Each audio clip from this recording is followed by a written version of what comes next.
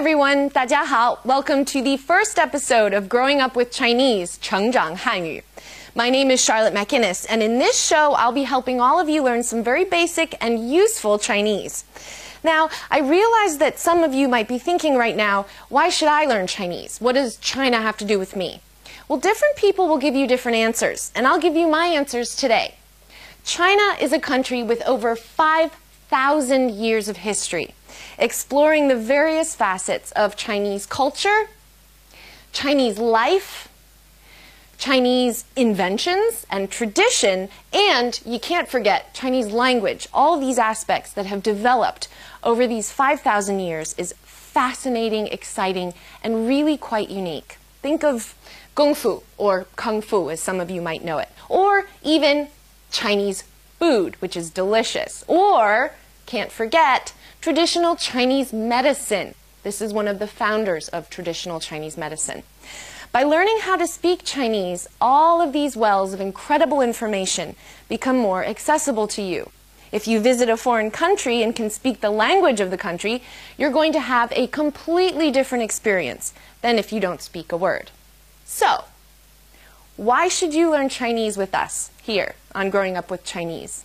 Well, a team of professionals have put their heads together to design a show specifically for teenagers, but of course, everyone's welcome to watch. And don't worry, it's not all going to be work. We also have clips of Mike, Xiaoming, and their teachers and friends to help demonstrate what we'll be learning. And we will also be covering various facets of Chinese culture, history, and everyday life in the show's Cultural Spotlight segment. So I dare say you won't get bored. And finally, just so you all know a little bit more about me, as I will be seeing you every show, I was born in the United States and moved to China with my family in 1988. I was 7 at the time, and yes, if you do the math, you can figure out how old I am. And I spent 10 years here before returning to America for university. So I grew up in China, learning Chinese and going to Chinese school, and I'm thrilled to be hosting a show that will help all of you learn Chinese as you grow up. And yes, no matter what your age, we never stop growing up. So this program really is for people of all ages who want to learn Chinese. So there we are. That was quite the long introduction, but I hope that now you're all more excited about learning Chinese and learning about China. Okay, how? Our topic for today is greetings, very important phrases to know in any foreign language. Xiaoming, a Chinese boy, is center stage here in Beijing today as he prepares for Mike, a high school exchange student, to arrive. So let's take a look right now and see what Xiaoming is up to.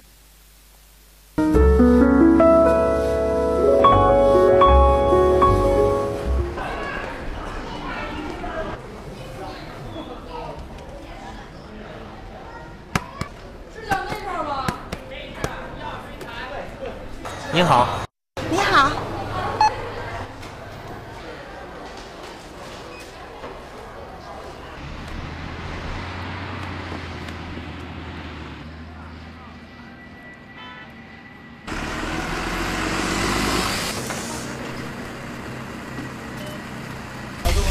你好，你好。先生好。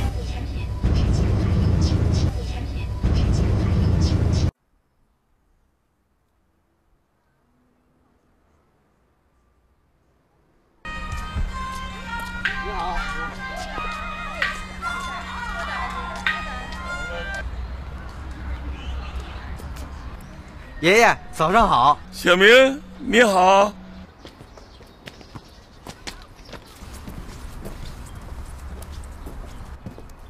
琳琳、小新，你们好。小明你好。小明你好。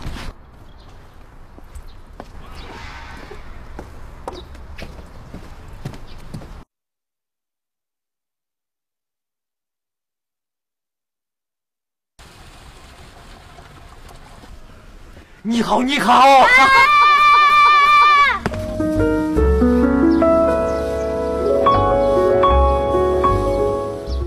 Xiaoming certainly knows a lot of people, doesn't he?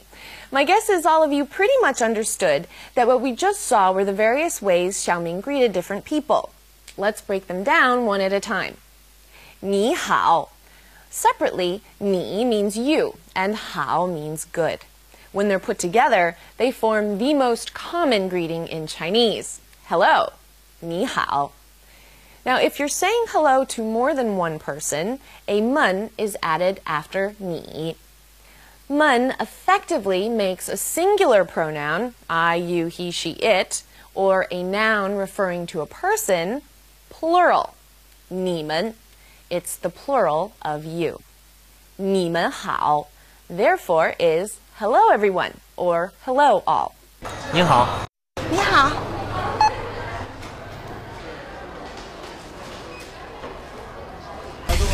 你好。你好。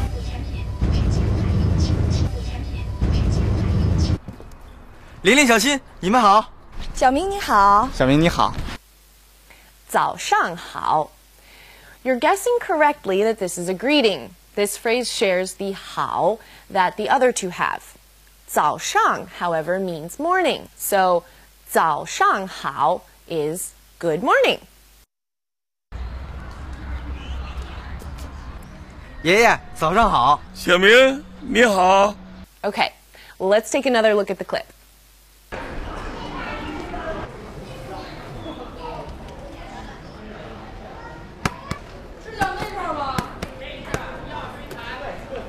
你好。你好。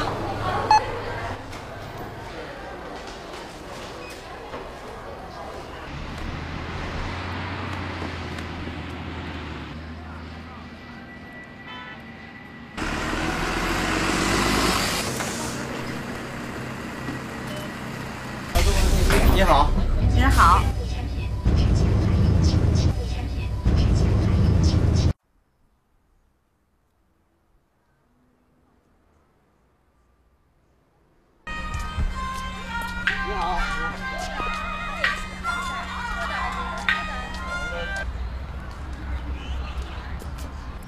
爷爷，早上好。小明，你好。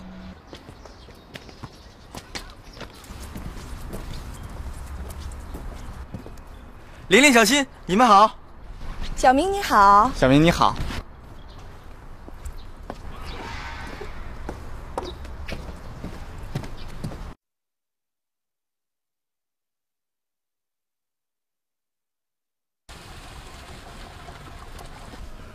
你好，你好。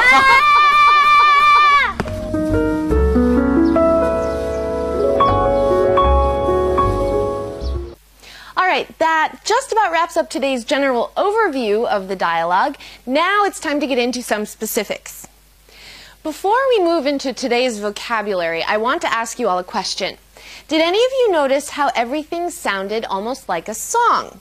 That's because Chinese is a tonal language. Now, what that means is that for almost every word in Chinese, there are 4 ways, or 4 tones, in which you can speak it. And the meaning of the word changes depending on the tone. So let's use the word ma as an example, okay? So, ma, we need it 4 times because there are 4 tones. We've got our first tone, second tone, third tone, and fourth tone. Ma, ma, ma, ma. Ma, ma, ma, ma. So, there are 4 tones, and for every tone, the word ma has a different meaning, or sometimes different meanings. Now, it might sound kind of confusing right now, but don't worry. It's not too hard to grasp, and you will all get plenty of practice with tones. So now let's take a look at today's list of vocabulary words. 你, you. 你, 您, you. It's the formal usage of the word you. 您, 们. Suffix. It's used to form a plural number when added to a personal pronoun or a noun referring to a person. 们. 好, good. 好. 早上, morning. 早上. 爷爷, grandfather. 爷爷. Okay, it's time to switch gears for a minute. Now, regardless of where you're from, I want all of you to think for just a second about how you greet someone in your culture if you don't say anything. I'm from the United States. I can think of a bunch of ways I might greet people depending on how familiar I am with them. I might hug them. I might kiss them once on the cheek. I could do a fancy handshake or just a plain handshake, or I might even hold both their hands. It's all quite physical, isn't it? Well, in general, physical greetings in China are quite reserved. In ancient times, men greeted each other like this, and women would greet people like this. People rarely made physical contact in public. Now, of course, times change. Now, you see all kinds of physical greetings taking place. But overall, especially compared to how physical American greetings can be, physical greetings in China are still relatively restrained. You see handshakes and head nods mostly. Among young people, you might see a hug exchanged, but that's probably about it. Now, growing up here, my Chinese friends always joked with me about giving me a Chinese hug. They would reach across and squeeze my arm, like this. Now, that's quite an affectionate way to acknowledge someone here.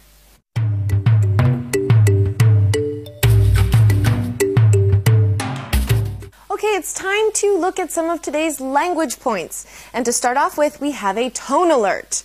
Now, did all of you notice that both ni and hao are third tone characters? There's a rule for two third tones if they come next to each other. It's way too hard to make your voice do them side by side. Try it really quick. Ni, hao. Now try it quickly. It's hard, huh? Well, when two third tones are side by side, the first one becomes a second tone, like this. Ni, hao. It's easier, isn't it? So just remember, if it's a third tone and a third tone next to each other, ni, hao, it changes to a second tone and a third tone, ni, hao. Let's look at some more examples. 小明，你好。你好，兰兰。 We have another tone alert. Did you hear a tone for mun? This demonstrates what some call the fifth tone in Chinese, but it's not really a tone. In Chinese, it's called 轻声, which literally means light sound. It's a toneless tone, or a neutral tone, mun. Now, because we have mun separating ni and hao, they both go back to being third tone.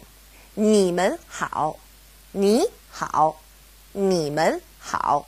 Can you hear the difference? 老师好，同学们好，爷爷好。你们好。